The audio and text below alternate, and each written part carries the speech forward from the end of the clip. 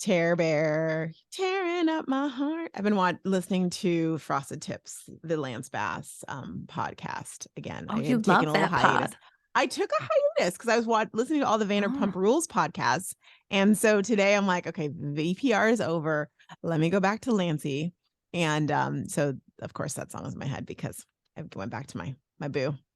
Your boo. And then you got to see me, my beautiful face this morning. I know. Yep. You're tearing up my heart for real. So I've been hearing something a lot. So we've just been, gosh, was it a week ago I saw you? We did the podcast a week ago, right? We did a pod. I feel like the world, like there's a lot of things been going on, but I'm hearing something a lot lately from clients, from, we have people coming in from that summit I've been doing with Marcy. And what I'm hearing a lot is, golly, I know I need to post on social media, but I don't want to sound too salesy. Our newest social team client actually said that to me just yesterday. She's like, I just don't want to sound salesy.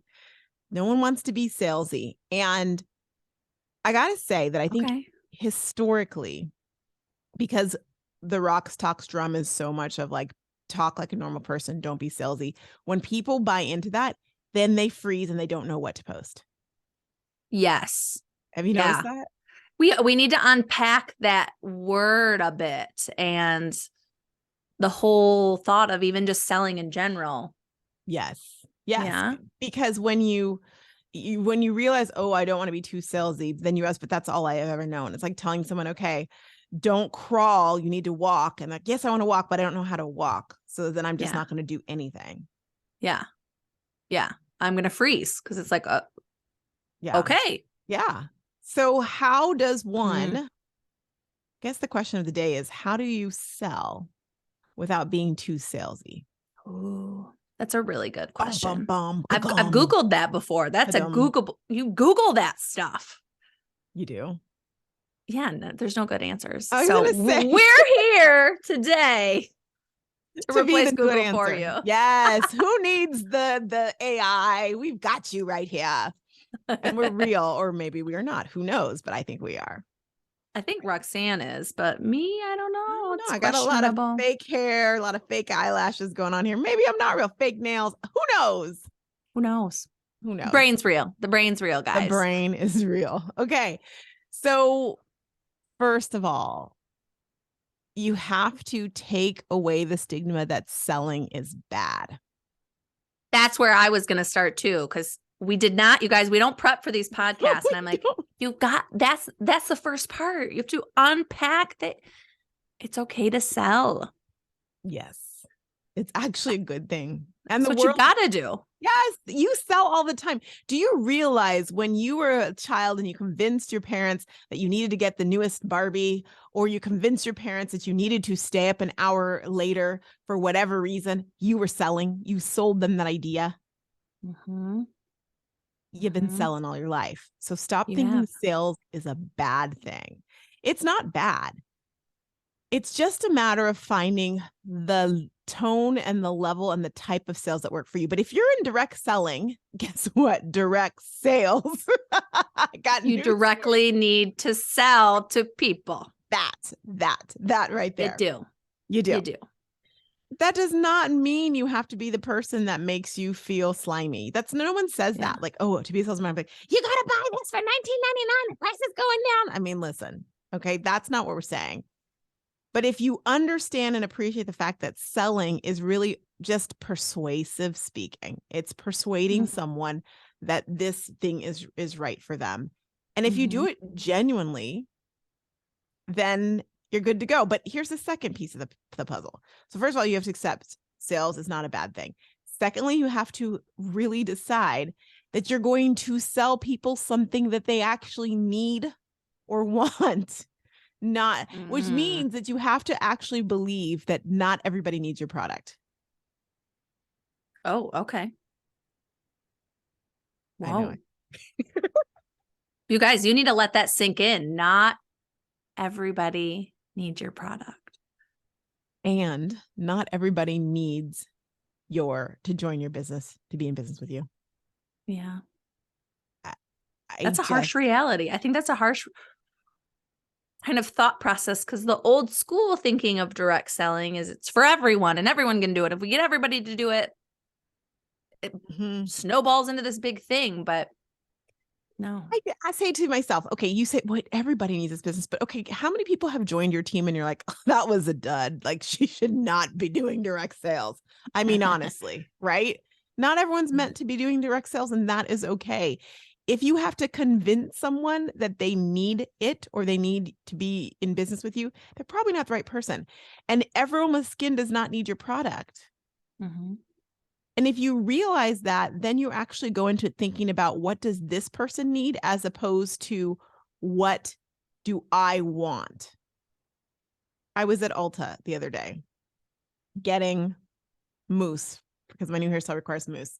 And I was looking at this. So my makeup designer, my makeup artist recommend milk, and I was going to get milk like primer, and I'm like, oh, I want to get some for my bridesmaids and stuff because they're going to be in humidity as well too.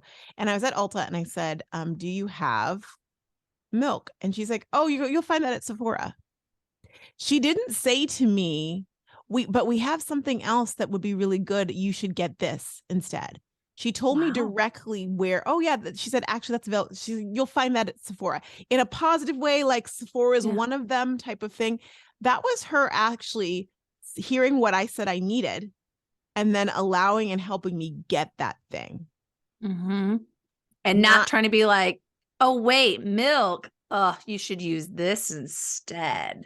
Exactly. She just let you need what you need. It's the Macy's. It's like the Miracle on 34th Street. I mean, y'all, we know this. So why do we think everybody needs our product? If we don't have the thing, if someone's telling you they need, I don't know, they need collagen in a gummy formation. I haven't seen that yet. Maybe that exists. And you don't have it. That doesn't mean that you need to spend time convincing them why they need your liquid or powder collagen. That means if they're telling you this is what I need, yes, it's okay for you to say, okay, tell me, we don't have that. Tell me more. Why do you need that? And if they're like, oh, because I think that's the only way that collagen comes. Yes, you can have the conversation and go, well, you can get collagen in other ways. But if they're like, because my doctor said, or I just find it collagen gross unless, or whatever it might be, you have to listen to what they need and go with it. So it requires you listening to them and then determining, does your product help them? And if it doesn't, then be on their merry way. I was talking to someone the other day, and she was saying she's in multiple network marketing companies. And one of the reasons is because she realizes that not everybody necessarily wants to join her specific business. She's in the wine business. I won't say the name of the company, but you couldn't. I mean, there's only a few you can guess. She's diversified, and she's also doing a clean beauty space because she realizes not everyone wants to sell wine, but they do want an additional income. So now she can offer this in her portfolio as well too. And don't get to me, y'all. Don't come at me with policies and procedures. I didn't come for that. I'm just giving you an example. But the point is, like, you do not need to convince someone. If they're like, if someone comes to you and you're in the wine business and they're like, I'm an alcoholic, you're like, but you need to sell this. It's a great opportunity. That's extreme, but that is what you're doing. So listen to what they need and then, or want, right? Because we can confuse those things all the time. And then fit that into it. I think where sales get salesy is when you're not listening to the customer. Guys, sales is conversations. It is not preaching to them. That's where it kind of crosses the line and gets slimy because you're not listening to what your person needs. And you're just like, nope, this is it. This is the best. This is amazing. Look at all these results from people I don't know. And you're like, okay, no, can we have like a conversation? Yes, I agree with that. But I know that when someone's listening to this right now going, okay, but what about conversation? I'm posting stuff on social media. How do I not be salesy? I can't actually have a conversation when I'm posting something. How do I do that? Okay. Well, how do you do that? Go back and listen to our episodes about providing value. We laid the whole thing out of that is true. How you can easily switch to providing value. Yes. Instead of preaching on social media. And also go back and read what you wrote after you write it and ask yourself, would you say that to someone if they were standing in front of you? Because if you're like, oh no, that sounds kind of weird, I wouldn't say it like that, then don't. Then don't say it like that. Here's an AI tip. Take your post that you're going to put it into whatever AI tool maybe you're using or checking out and say, can you make this post conversational? And just see what they suggest. Maybe they tweak it a little and you're like, huh, are you frozen? No, I'm freezing because I don't like the idea.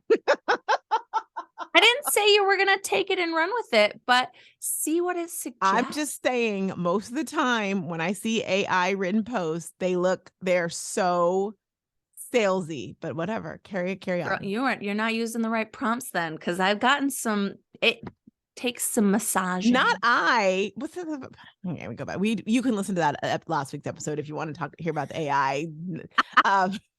I'm just saying when I see people's posts, I'm like, oh yeah, I can tell you use ChatGPT because that thing is like yeah. Don't copy and paste what it says. What was the point? To see what it suggests of like, can you make this conversational and see like if it's able to tweak how it's like communicating it. Like I'll do that with headlines and you can rate like, does something sound like conversational or does it sound like educational? There's different tones you can come off, or like Grammarly. Grammarly is a tool that we use and it helps you like come off like formal or informal. You can choose which tone you want. Mm-hmm. Or practice saying it out loud. I remember I'm the curmudgeon. I'm the old person I'm like, just like, would you say or let a machine tell you whether it's conversational, whatever works for you. You go whichever route. Turn your brain off and let the machine tell you. Okay, I'll stop. I'm down for that. I need a little break. Come on. Maybe ChatGPT will take my place next week while I sleep in. And let's see if it'll do the whole podcast episode. I would not go over well. I'd be like, and end scene. We're out. Hello, Roxtalks. I would mute it and it would unmute itself. It would just be a whole thing. So okay. I think we've given you the tips. Like that's how you not be salesy. And then I will also say, probably don't just copy something someone else put out there.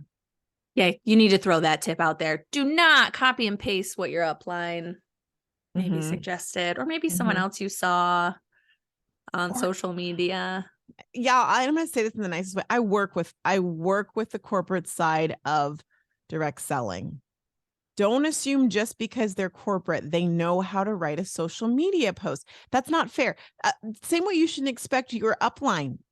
Like they're not magical unicorns. So just because they put it out there, don't say, well, I have to say that. That's how I'm going to have to say things now. That's not the way it works. So please use your heads. Use your heads. They're trying to make things easier for you, just like that stinking GPT thing. But that doesn't mean that it's going to work. Yes, it is a template. It's a Mad Lib. You take it and make it your own. Or throw it out and do yourself. Or throw it out, as Roxanne, the manifester, would say. But for those who aren't manifestors in the human design world, there's that other option too. Yeah, make it your own. There's other options. Got it. All right. Any other tips? I think we've covered it. Well, guys, don't be afraid to sell. There's nothing wrong with selling. Don't be scared. Remember, how do you think you get your kids to eat dinner? How do you get your parents to move into a nursing home? You sell them. Oh, wow, that went to a really dark turn. Right there. I went all ranges. It's the first thing that popped into my head. Wow. Don't be afraid. Your dad and mom aren't listening to this episode. You know, I'm saying that because I'm having this conversation with my dad this week about my grandma. So it's like kind of top of mind. I'm like, how are we going to have this conversation? Tough. That's tough. Yeah. Yeah. So what's going on with you behind the scenes? Well, for those watching, I think my girl finally got my hair down. I got my hair dyed yesterday and she did like some red highlights and I'm feeling it. I like it. I'm like, it looks good. Looks really good. Perfect timing for the Little Mermaid coming out, right? You and I both have kind of done that, right? I've got, right? Like you did the red hair and then, so you're like the OG cartoon Ariel and I'm like the new real life Ariel. Yes. Look at us.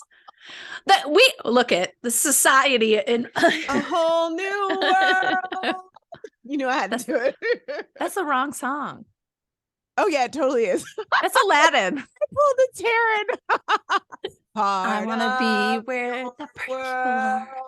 I want to be where the people are. By the way, she's really good at singing that song. I don't care what anybody says. Have you heard her sing that song? I haven't seen it yet. I wanted to bring the kids on Sunday, but my sister was working and I'm like, I need to see this movie. I haven't seen it yet, which I'm embarrassed to say, but I've heard her. Like, you just need to go to her Instagram. I'll Google it. Up where like her voice is such a Disney princess voice. I'm like, how do you wake up like that? Anyway, and then there's all these videos of her like with the little kids seeing her and they don't want to let her go. Like, it's the sweetest thing. Oh my gosh. I'm like, oh my gosh. Anyhow. Yes. Yeah, y'all, this is a safe space where we love all Ariels. So just know that. We love them all. Old, new, all of you know what? This is so random. One of my favorite movies, my sister and I growing up, was the Cinderella with Brandy.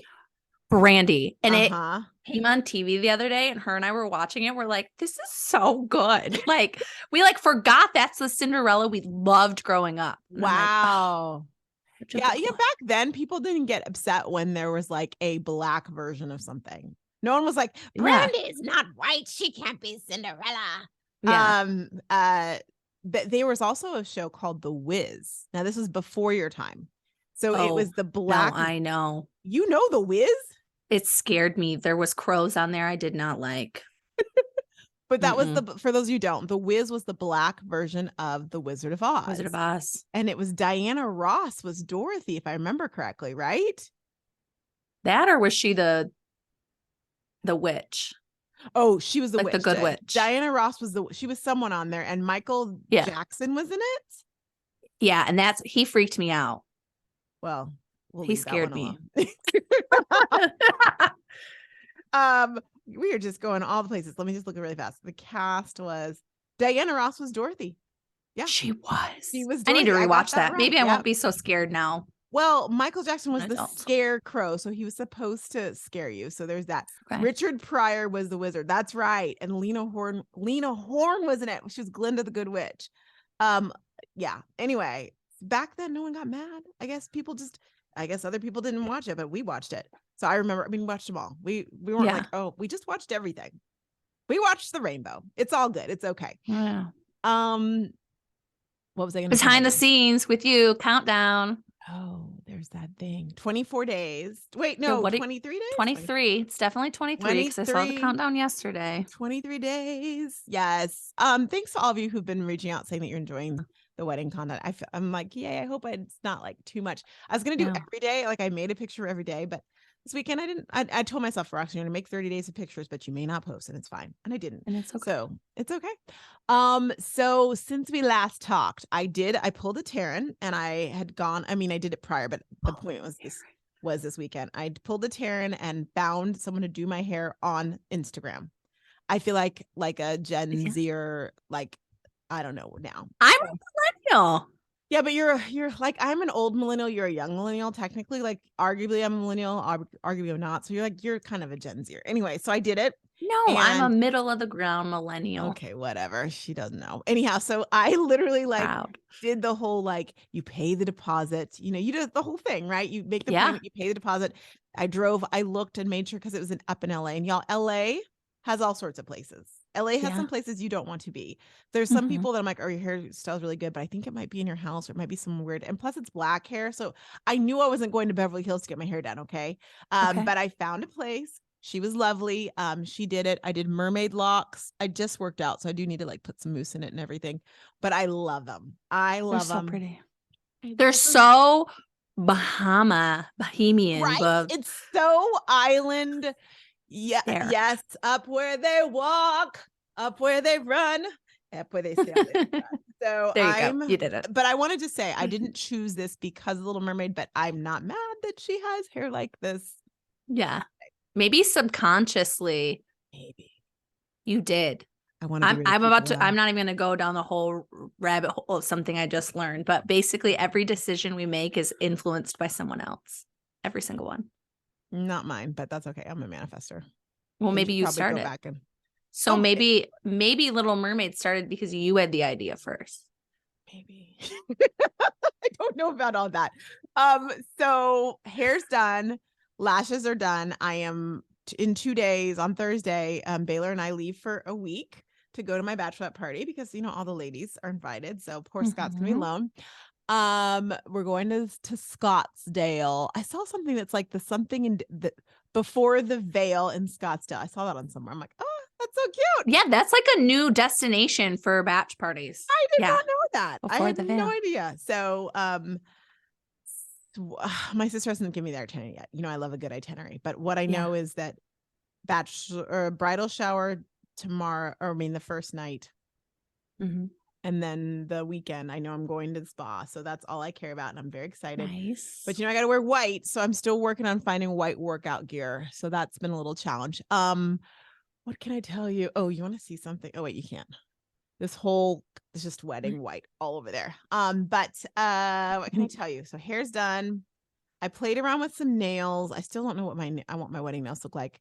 So I had them do like a couple nails, different styles. None of them are quite, I just don't know yet. We'll see. It's not quite it yet. Yeah. Yeah, not quite it.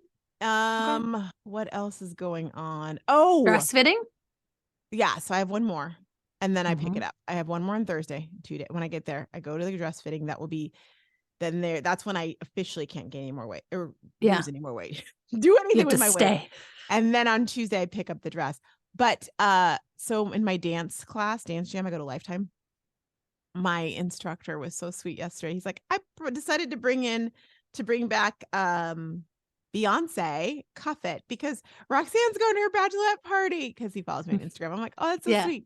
And so we're doing it. It's kind of like a line dancing. I was like, oh my gosh, we need to do this at my reception. So I told my sister, I told him, like, by the way, there's a dance. She's like, couldn't you give people like months? I'm like, it's easy. It's fine. We're all doing this. I'm just letting you know, I'll do a video this week. Everyone needs to learn it. I want everybody dancing. I told oh my God, Roxanne. Small detail, guys. Don't worry. You guys, I know you're not busy prepping for this wedding. Listen, he teaches it in 5 minutes. It's just so easy and it's so fun. And I like that song and Cuff It because I'm cuffing it.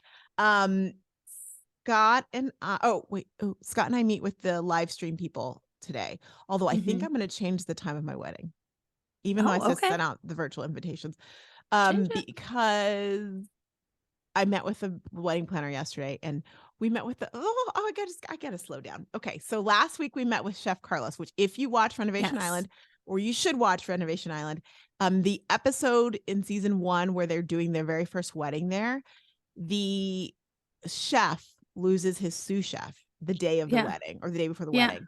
And so he calls in his buddy Carlos to come in. Now, because if you think about it, when you're on the island, that's all you do. That original chef has left. And Carlos, who comes in and saves the day and he's in the rest of this, he is the chef there now. Chef. Yeah. So we got to talk. We met with him a couple times last week. And I was like, I was like, by the way, we just finished watching the episode again where you saved the day. So you're like, I feel so confident about this wedding. With you. So we just talked about menus for all the different things and it was just really cool. And I want to keep it. The food is going to be amazing, by the way, the food. And he's like, will you let me play? I'm like, oh yeah, I'm just telling you what protein I want. And then you play. So we had to pick like a vegetarian, protein and a fish for each of the meals and whatnot. And then desserts. We're not doing cake, by the way. I didn't do cake. So who eats cake? I mean, let them eat cake, not touch my wedding. Way better desserts at a wedding that you could be getting down on. For the rehearsal dinner, we're doing bread pudding and mango gelato, which mango gelato, the mangoes are in season right now in the Caribbean. Oh my God, it's going to be so good.